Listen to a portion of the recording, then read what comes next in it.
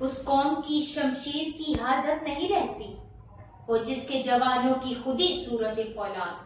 صدر علی وقار، انسان اس عالم رنگ و بو میں آنکھ کھولتا ہے، پھلتا پھولتا ہے، خیالات کی دنیا میں سفر کرتا ہے، جذبات کے سمندر میں بہتا ہے، زندگی کے نشیب و فراز سے گزرتا ہے، تب کہیں جا کر اس کے اندر معرفت الہی اور عرفان حق کا جذبہ معجزہ ہوتا ہے، اور جب یہ جذبہ اس کی رگوں میں سرایت کر جاتا ہے تو پوری دنیا میں اس کا بول بالا ہوتا ہے۔ صدر علی وقار جب بھی جابر اقوام محکوم اقوام پر حکمرانی کے خواب دیکھتی ہے اور انہیں غلامی کی زنجیروں میں جکڑنے کی کوشش کرتی ہے تو یکسر اس خوابیدہ جذبے کو بھلا دیتی ہے جو خدائے بزرگوں برتر نے اس قوم میں ودیعت کیا ہوتا ہے۔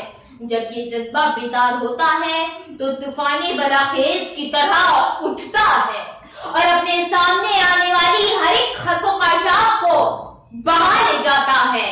پھر یہ بھارت، امریکہ، اسرائیل کیا چیزیں ہیں؟ صدر علی وقار، تاریخ گواہ ہے کہ جب تک مسلمانوں میں یکجہتی رہی، مسلمان ہمیشہ کامیاب رہے۔ کبھی کفار کا لشکر 313 مسلمانوں سے شکست کھاتا ہے تو کبھی محمود غزنوی کے گھوڑوں کے ٹاپوں سے سومناتھ کے مندر لڑک جاتے ہیں، کبھی طارق بن زیاد اپنی کشتیاں جلاتا ہے تو کبھی ایک آواز پر محمد بن قاسم کے گھوڑوں کے ٹاپے ملتان تک کے علاقے میں گونجتی سنائی دیتی ہے۔ صدر علی وقار، اگر ہم عظمت پارینہ کی بحالی چاہتے ہیں تو آج بھی ممکن ہے، مگر اس کے لیے ہمیں ارب و حجب کے خول کو توڑنا ہوگا، نسلی اذیت کے بت کو پاش پاش کرنا ہوگا، کشکول کو پھینکنا ہوگا۔ اگر ہم آج پھر سے آتش کو گل و گلزار بنانا چاہتے ہیں تو ایمان ابراہیمی کو پیدا کرنا ہوگا۔ اگر صہیونیت کا جنازہ اٹھوانا چاہتے ہیں تو ایوبی کی للکار بننا ہوگا۔ اگر عصمت و غیرت کی چار دیواری کو محفوظ کرنا چاہتے ہیں تو فکر قاسم کو جنم دینا ہوگا۔ اگر ہم سپر پاور بننا چاہتے ہیں تو پہلے ہمیں ایک قوم بننا ہوگا۔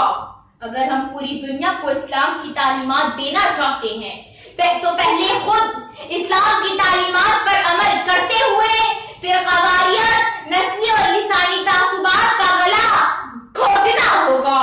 ہمیں اس ملک سے ریاکاری، دھوکہ فریب، نمود و نمائش، بحران، رشوت، سفارش، جھوٹ، منشیات، ڈکیتی، چوری اور ناانصافی کو ختم کرنا ہوگا۔